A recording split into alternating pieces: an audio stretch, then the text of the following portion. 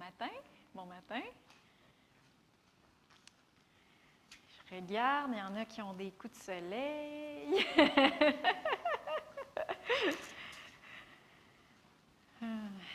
Bon matin tout le monde.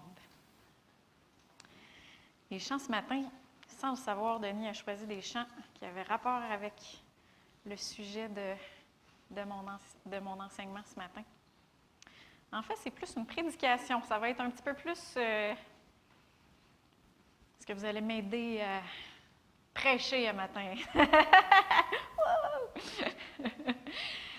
Comme vous savez, peut-être pas tout le monde le sait, mais il y a un petit peu plus que 2 semaines, notre famille a combattu 3 ans plus tard la COVID-19. Et la semaine passée, Joël, il se demandait s'il y aurait la force de prêcher pour le dimanche de Pâques. Fait que là, j'étais en train de regarder s'il ne faudrait pas que je le remplace. Et j'avais un sujet à cœur, mais finalement, il a prêché un super de bon message sur Pâques qui nous aide à comprendre qu'est-ce que ça veut dire « Christ est notre Pâques ». Qu'est-ce que ça veut dire? Puis comment est-ce qu'on la célèbre, la Pâques? Comment est-ce qu'on la vit, cette Pâques-là? Tout ce message-là est disponible sur notre site web ainsi que sur notre site YouTube. Un petit peu de publicité. Mais aujourd'hui, c'était à mon tour et en réfléchissant sur qu'est-ce que je devais amener ce matin, j'avais encore le même message j'avais encore le même sujet qui me revenait pour que j'aurais prêché à la Pâques. Et finalement, en y réfléchissant, c'est pas juste un sujet de Pâques. Ça s'appelle la puissance de sa résurrection. Ça va être le sujet de ce matin. Et en fait, la puissance de la résurrection de Jésus-Christ, c'est pas juste un sujet de Pâques, c'est la base de la vie chrétienne. C'est la base de la vie chrétienne. Il y en a quelques-uns qui disent que c'est pas vraiment important que Jésus soit vraiment né d'une vierge par le Saint-Esprit. Il y en a qui disent que c'est pas vraiment important que Jésus soit réellement ressuscité des morts. Il est peut-être juste ressuscité symboliquement dans l'esprit de ses disciples, dans le cœur de ses disciples. Dans le fond, ce qui est vraiment important, c'est les enseignements de Jésus. C'est ses enseignements sur le bien, l'amour, le déni de soi, le service, de ne pas juger. De ne pas juger, à cette heure, c'est appelé la tolérance et l'acceptation. Ce sont des mots très, très populaires aujourd'hui. Puis en passant, Jésus a bel et bien commandé de ne pas juger, mais il a aussi prêché la repentance, ce qui n'est pas populaire contrairement à l'acceptation et la tolérance. Mais Jésus a prêché, il a dit de ne pas juger, c'est super important, mais il a aussi prêché la repentance et le royaume de Dieu. Mais si Jésus n'est pas vraiment né d'une vierge par le Saint-Esprit, ça veut dire qu'il était pécheur comme nous. Ça veut dire qu'il est venu sur la terre pour rien. Et s'il n'est pas vraiment ressuscité, ou qu'il est juste ressuscité symboliquement dans le cœur de ses disciples, ça veut dire qu'on est encore dans nos péchés, puis qu'on est encore séparé de Dieu pour l'éternité. Je vais vous faire tourner ou regarder en arrière dans 1 Corinthiens 15 et on va commencer au verset 1.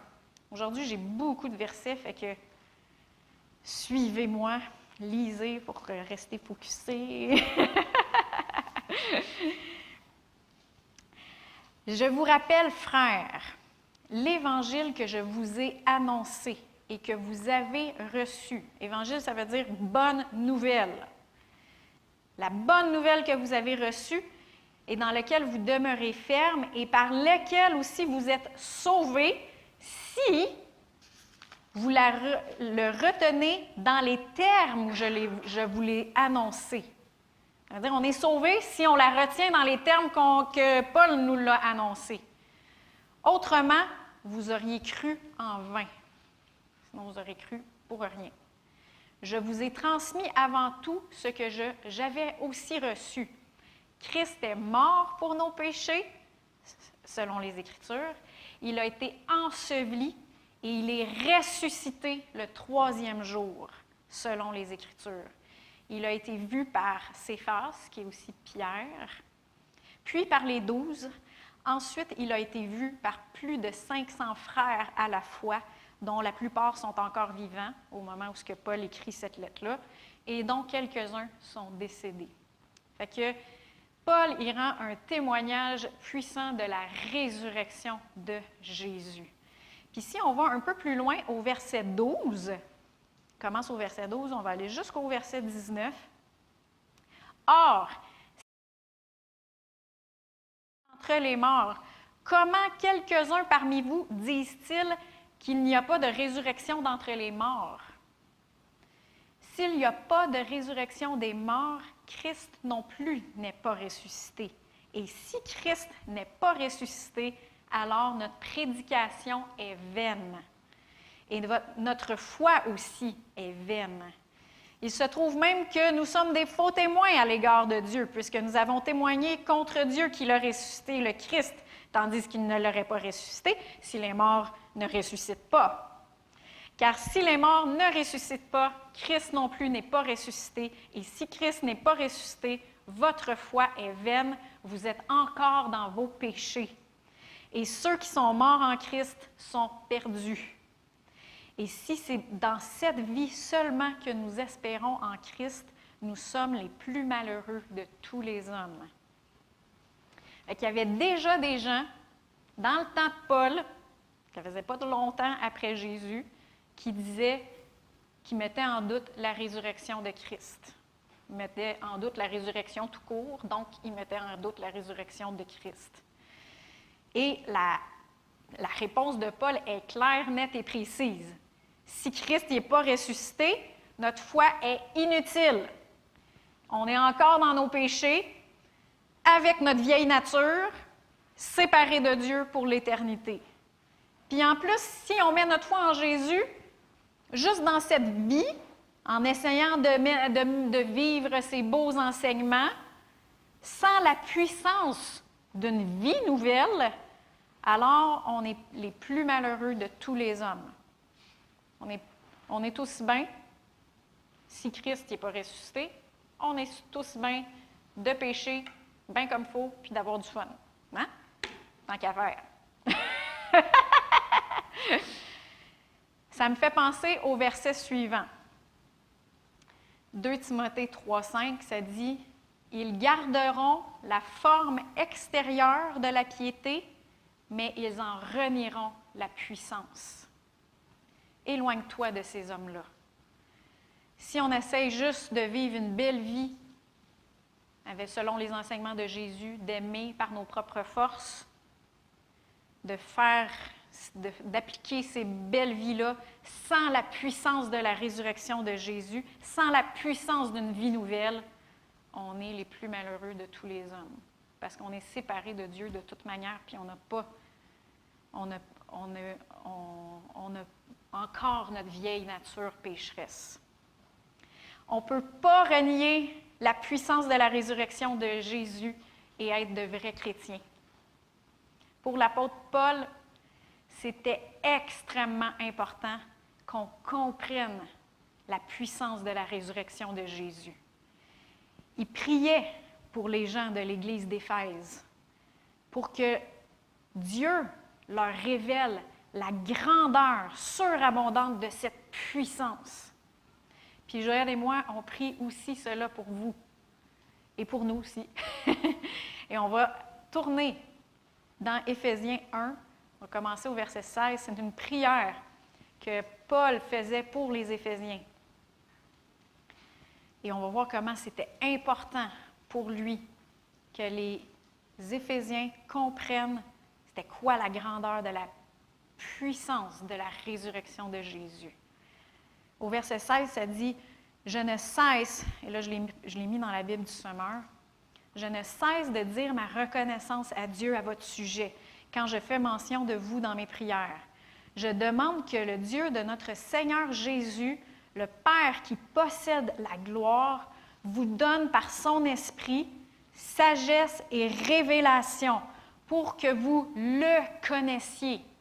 Et là, il ne parle pas d'une connaissance intellectuelle. Il veut que Dieu donne un esprit de sagesse et de révélation pour que les Éphésiens, et pour nous autres aussi, qu'on puisse connaître Dieu d'une manière intime, d'une manière expérientielle, qu'on l'expérimente, qu'on le vive. Qu'il illumine ainsi votre intelligence afin que vous compreniez en quoi consiste l'espérance à laquelle vous avez été appelés, quelle est la glorieuse richesse de l'héritage que Dieu vous fera partager avec les membres du peuple saint. Ici, dans la Bible du Sommeur, ils mettent l'héritage au futur, l'héritage que Dieu vous fera partager. Si vous le lisez dans la Louis II, c'est au présent. L'héritage qu'on a là. Et quelle est l'extraordinaire grandeur de la puissance qu'il met en œuvre en notre faveur, à nous qui plaçons notre confiance en lui. Cette puissance, en effet, il l'a déployée dans toute sa force en le faisant agir en Christ lorsqu'il l'a ressuscité. La puissance de la résurrection. Il l'a fait siéger à sa droite dans le monde céleste. Là, Christ est placé bien au-dessus de toute autorité, de toute puissance, de toute domination et de toute souveraineté, au-dessus de tout nom qui puisse être cité, non seulement dans le monde présent, mais aussi dans le monde à venir. Dieu a tout placé sous ses pieds et Christ qui domine toutes choses, il l'a donné pour chef à l'Église qui est son corps, lui en qui habite la plénitude de Dieu qui remplit tout en tous. Les phrases de Paul sont longues, mais en gros, il priait pour que Dieu leur donne la révélation de la puissance de la résurrection de Jésus. Et que dans la puissance de Jésus, de sa résurrection, il a été établi à la droite du Père, au-dessus de tout nom, de toute puissance qui peut se nommer. Amen. Dans la Bible, dans Luc 11, 20, ça dit que Jésus chassait les démons par le doigt de Dieu. Luc 11, 20, ça dit « Mais si c'est par le doigt de Dieu que moi je chasse les démons, le royaume de Dieu est donc parvenu jusqu'à vous. » Mais pour la résurrection de Christ, la lettre aux Éphésiens nous dit que Dieu a déployé cette puissance dans toute sa force. Fait que Jésus, lui, il chassait les démons avec une pichenote de puissance de Dieu. C'est comme... Mais pour ressusciter Jésus, Dieu il a relevé ses manches. Et là, il a vraiment déployé toute sa force. Pourquoi est-ce qu'il a déployé toute sa force? Pourquoi est-ce que c'est encore plus grand que de chasser un démon avec juste une pichenote de puissance? Parce que ce n'est pas juste Jésus qui a ressuscité. C'est nous autres aussi. Amen. Dans Éphésiens 2, 4 à 6, ça dit « Mais Dieu est riche en miséricorde, et à cause du grand amour dont il nous a aimés, nous qui étions morts par nos fautes, il nous a rendus à la vie avec le Christ. C'est par grâce que vous êtes sauvés. Et il nous a ressuscités ensemble et fait asseoir ensemble dans les lieux célestes en Christ Jésus. » La Bible dit qu'il est le premier-né d'un grand nombre de frères. Si vous, peut-être qui est en arrière, le Romains 8, 29. Car ceux qu'il a connus d'avance, il les a aussi prédestinés à être semblables à l'image de son Fils, afin qu'il soit le premier-né d'un grand nombre de frères. Sur la croix, Jésus a pris le péché du monde entier. Il est mort pas juste physiquement. Son esprit est mort aussi. Son esprit a pris tout le péché du monde. Il est devenu pécheur. Il a été séparé de Dieu. Alors que lui, il était sans péché. Il l'a fait pour nous. Il l'a pris pour nous. Il est mort esprit, âme et corps.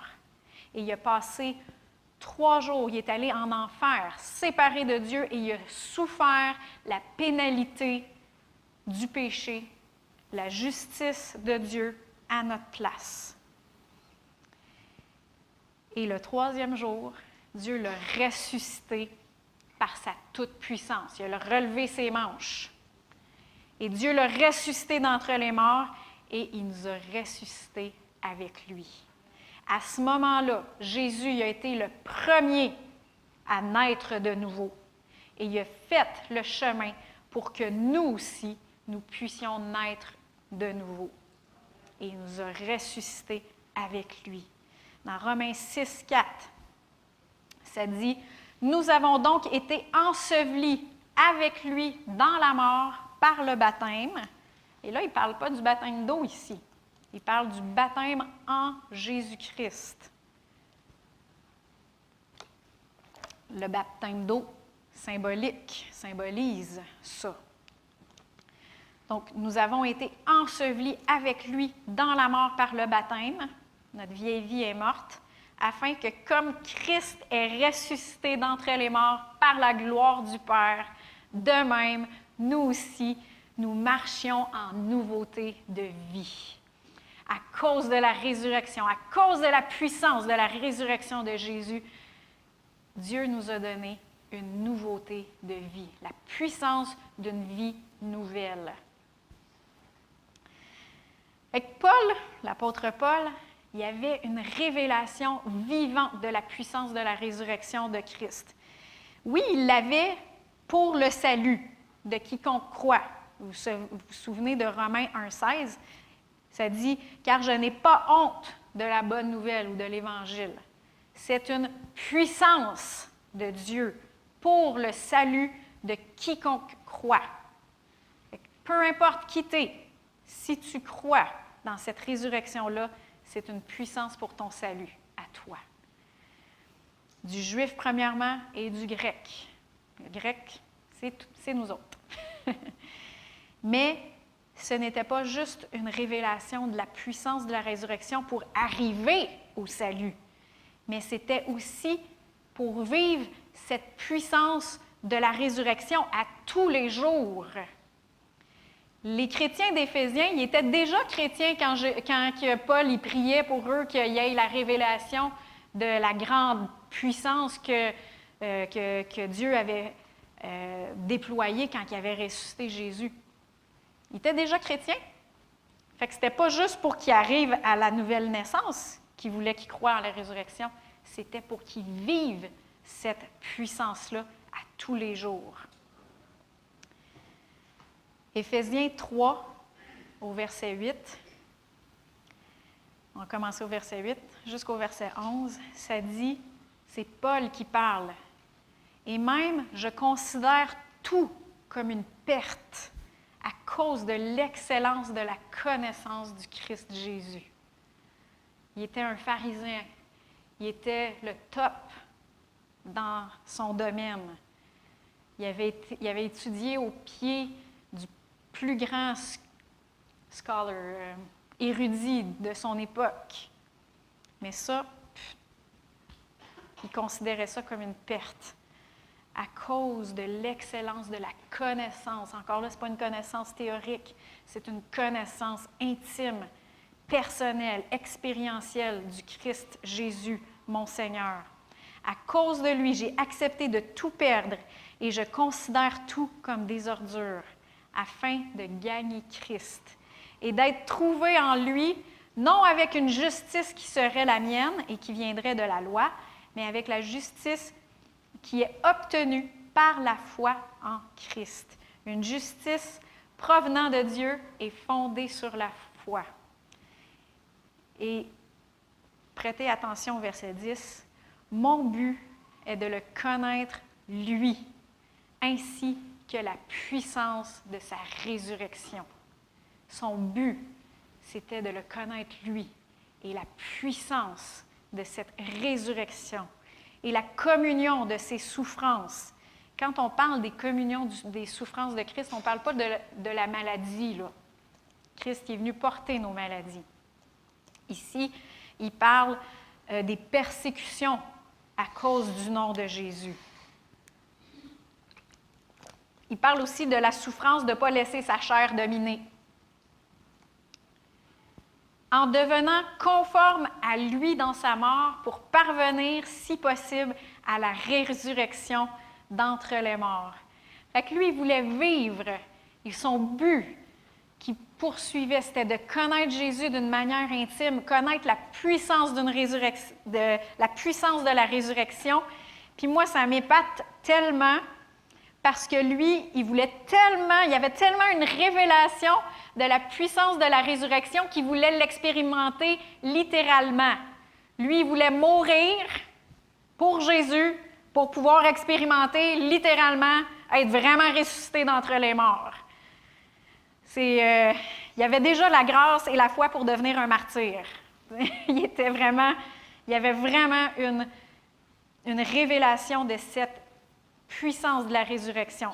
Je trouve ça super impressionnant parce que la plupart des gens, comme nous, on espère que Jésus va revenir avant qu'on meure. Nous autres, on veut être transformés et enlevés avec lui, puis on ne veut pas mourir. Mais lui, c'était le contraire. Il voulait, lui, il dit, si possible, je veux arriver à la mort pour pouvoir expérimenter la résurrection, tellement qu'il y avait une révélation de la puissance de la résurrection. Il voulait l'expérimenter, la puissance de la résurrection, jusqu'au bout. Aïe, aïe, aïe. C'est vraiment impressionnant. Mais qu'est-ce que ça implique qu'on soit ressuscité avec Christ? Ça implique, premièrement, autorité et puissance. On a vu dans Éphésiens 2, 6, qui nous a ressuscités ensemble, qui nous a fait asseoir dans les lieux célestes en Christ Jésus.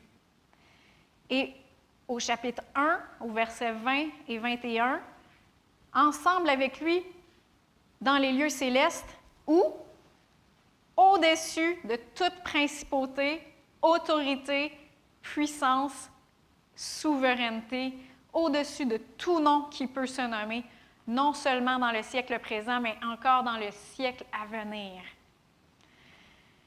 Au-dessus, on est ressuscité au-dessus de toute principauté, autorité, puissance et souveraineté. Est-ce que vous saviez qu'un chrétien ne devrait pas avoir peur du diable et de ses démons? Oui, exactement. C'est eux qui ont besoin d'avoir peur de nous. Il y en a des chrétiens qui savent qu'il y a des démons, mais ils préfèrent faire semblant qu'ils n'existent pas. Surtout qu'ici, en Amérique du Nord, le diable se cache derrière la pensée qu'ici, on est assez éduqués pour savoir qu'il n'y en a pas de diable, de toute manière. Ça, c'est juste les non-éduqués qui pensent ça. Et fait que là, maintenant, on a l'intelligence supérieure de comprendre qu'il n'y a pas de ciel, il n'y a pas d'enfer, il n'y a pas de démons. Des anges, peut-être. Hein, dans la société d'aujourd'hui, les anges, oui, ça existe, mais tout le reste, non. Mais si vous savez qu'il y a un trouble quelconque d'origine démoniaque qui vient contre vous ou votre famille, prenez autorité au nom de Jésus. Vous avez la puissance de la résurrection. Amen. À cause de la puissance de sa résurrection, on a l'autorité et la puissance de le faire. Il y en a d'autres qui pensent, c'est le contraire, eux autres, ils pensent voir des démons partout, puis ils en ont peur, puis ils les magnifient. Il y a un démon qui s'est manifesté dans ma maison, la porte, elle a claqué toute seule, puis... Et fermez-leur le clapet, dites-leur de déguerpir. Vous avez la puissance de la résurrection. Amen. De Jésus en vous. Et arrêtez de magnifier le diable, il est défait. Il est défait. Au-dessus de tout nom qui se peut nommer, non seulement dans le siècle présent, mais encore dans le siècle à venir. Est-ce que vous saviez que la maladie, la pauvreté ou le manque sont des noms? Olivier, il est en train d'apprendre à détecter c'est quoi les noms communs, les déterminants, les verbes, les adjectifs. À ce que je sache, maladie, c'est un nom commun. Et manque, c'est un nom commun. Donc, on est au-dessus de tout nom qui se peut nommer, non seulement dans le siècle présent, mais encore dans le siècle à venir. Même les maladies qui n'existaient pas dans ce temps-là. Les nouvelles maladies qui sortent, comme le COVID-19. On est au-dessus. On a la puissance de la résurrection. Romains 8, 11 dit « Et si l'esprit de celui qui a ressuscité Jésus d'entre les morts habite en vous, celui qui a ressuscité le Christ Jésus d'entre les morts donnera aussi la vie à vos corps mortels par son esprit qui habite en vous. » La puissance de la résurrection dans notre corps. On a cette puissance de résurrection en nous, dans nos corps mortels, même avant qu'ils soient morts. Oui, c'est une puissance de guérison et de santé. Je nie pas les symptômes ou les problèmes de santé qu'on combat. Puis il y en a qu'on combat depuis longtemps même. Mais c'est pour ça que je prêche la puissance de la résurrection, pour qu'on ait une plus grande révélation de c'est quoi cette puissance de résurrection-là, pour que ça suscite de la foi dans nos cœurs, pour qu'on puisse la vivre, cette puissance de résurrection-là, dans une plus grande mesure, de foi en foi, de gloire en gloire. C'est la même chose pour la provision. Dans Philippiens 4, 19, ça dit « Mon Dieu pourvoira à tous vos besoins selon sa richesse, avec gloire, en Christ Jésus. » On est ressuscité en Christ Jésus. Et pourvoit à tous nos besoins selon sa richesse, avec gloire. Ou en Christ Jésus. Amen. Cette puissance de résurrection-là nous donne aussi la liberté de la loi du péché et de la mort. Romains 8 nous dit, dans le verset 2, « En effet, la loi de l'Esprit de vie en Christ Jésus m'a libéré de la loi du péché et de la mort. » La loi de l'Esprit de vie en Christ Jésus, la puissance de résurrection, nous a libérés du péché et de la mort qui était à l'œuvre dans notre esprit, dans notre âme et dans notre corps. Et la Bible nous dit qu'avec cette puissance de résurrection-là, Dieu nous a donné tout ce qu'il faut pour vivre dans la piété, pour vivre une vie de sainteté, pour vivre une vie pour Dieu.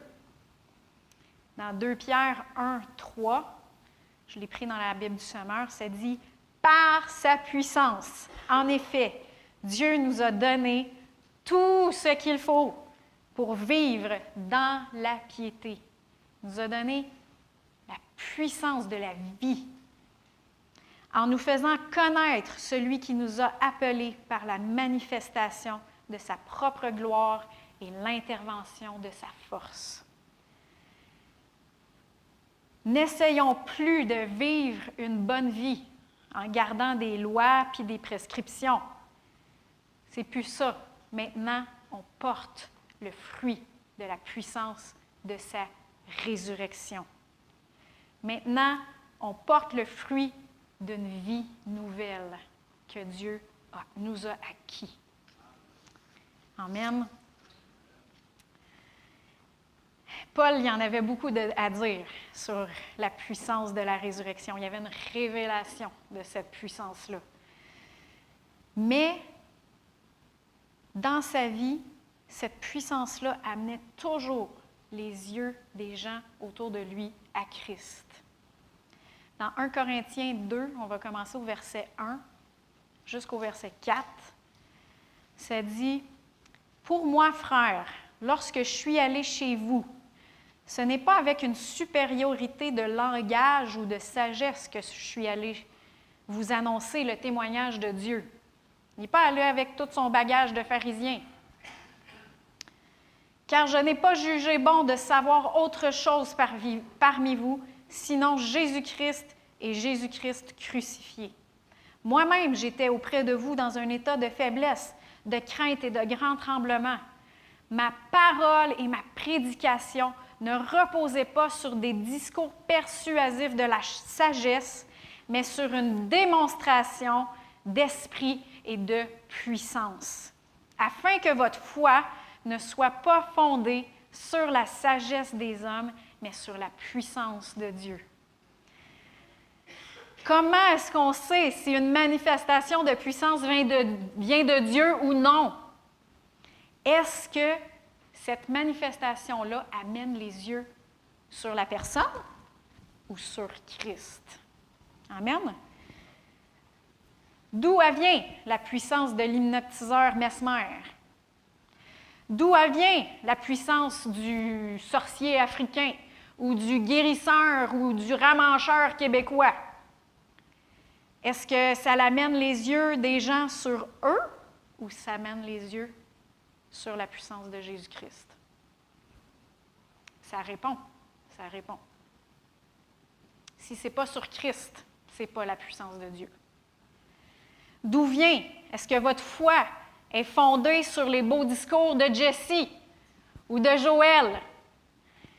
Ou est fondée sur la puissance et la démonstration d'esprit qui accompagne la parole de Dieu? Amen. Il y a des démonstrations d'esprit et de puissance qui vont être spectaculaires. Puis il y en a d'autres qui vont être aussi surnaturelles, mais qui vont se passer dans les cœurs, dans les pensées, dans les âmes, puis que personne ne va voir.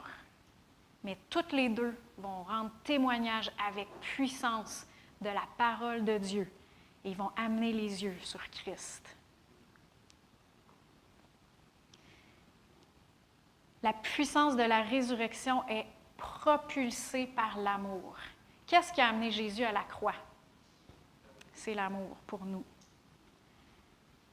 Qu'est-ce qui va nous amener à expérimenter et à vivre dans une plus grande mesure la puissance de sa résurrection? C'est une plus grande révélation de l'amour de Dieu pour nous. On va aller dans Éphésiens encore. C'est une autre prière que Paul a adressée pour les Éphésiens. Au chapitre 3, plusieurs de ces versets-là, vous les connaissez. Au verset 14, ça dit « C'est pourquoi je fléchis les genoux devant le Père, de qui toute famille dans les cieux et sur la terre tire son nom, afin qu'il vous donne, selon la richesse de sa gloire, d'être puissamment fortifié par son esprit dans l'homme intérieur.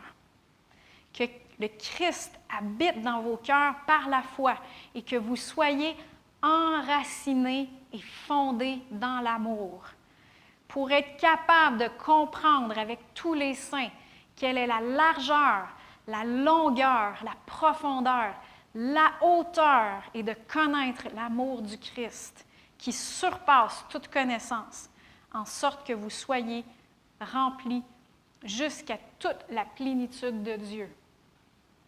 Et remarquez comment c'est relié directement avec le verset suivant, au verset 20. Or, à celui qui, par la puissance qui agit en vous, la puissance de la résurrection est directement reliée avec la révélation de l'amour que Dieu a pour nous. Si on ne comprend pas comment est-ce que Dieu il nous aime, on ne sera pas capable de recevoir sa puissance pour nous. La puissance qui a payé et qui a ressuscité, qui l'a ressuscité d'entre les morts. Plus qu'on a une révélation de son amour, plus qu'on va pouvoir expérimenter la puissance de sa résurrection dans nos vies. Or, à celui qui, par la puissance qui agit en nous, peut faire infiniment, au-delà de tout ce que nous demandons ou pensons, à lui soit la gloire dans l'Église et en Christ Jésus dans toutes les générations, au siècle des siècles. Amen. Amen. Je vous invite à vous lever. On va prier ensemble. Gloire à Dieu. Alléluia.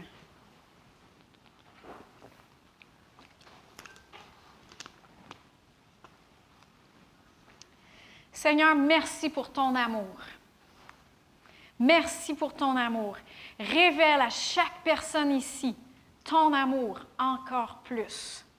Non d'une manière théorique, intellectuelle, mais de façon à ce que nous connaissions et l'expérimentons personnellement. Alors, on va s'enraciner encore plus profondément dans ton amour. Amène-nous à comprendre, à recevoir et à vivre de plus en plus la puissance de ta résurrection. C'est ce que tu veux pour nous. Tu l'as fait, Seigneur, en Jésus-Christ. Tu l'as déployé en Jésus-Christ. Pourquoi? Parce que tu nous aimais. Et pour qu'on puisse vivre cette puissance de ta résurrection. Que le témoignage de la puissance de ta résurrection dans nos vies amène les yeux des gens autour de nous à toi.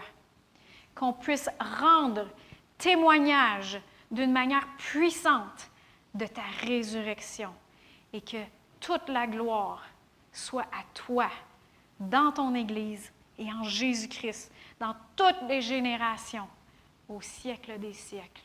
Amen. Amen. Amen. Soyez bénis. Bon après-midi. Marchez dans la puissance de la résurrection. Amen.